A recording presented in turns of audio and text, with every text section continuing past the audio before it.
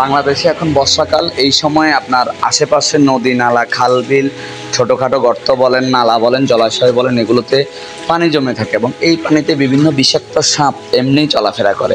তার উপরে একটি আতঙ্কের নাম হচ্ছে রাসেল ভাইপার, যে সাপ অত্যন্ত মারাত্মক বিষধর এবং এই সাপের কামড়ে মৃত্যুর সম্ভাবনা সবচেয়ে বেশি।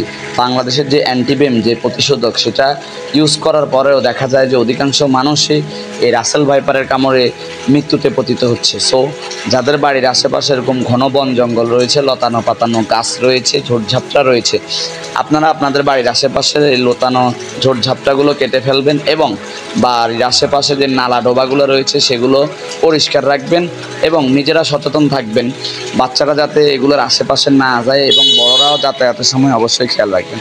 আমরা নিজেরা সচেতন থাকলে এইসব সাপের সবল থেকে, বিষাক্ত কামড় থেকে আমরা রক্ষা পেতে পারি।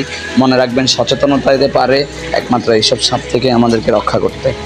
সো যারা ভিডিওটি দেখছেন অবশ্যই ভিডিওটি শেয়ার করবেন এবং আপনার আশেপাশে এরকম অপরিষ্কার নালা ডোবা থাকলে অথবা জঙ্গল থাকলে সেগুলো কেটে ফেলবেন। মনে রাখবেন, আপনার প্রতিষেধকের চেয়েও প্রতিরোধ করা সবচেয়ে বেশি গুরুত্বপূর্ণ।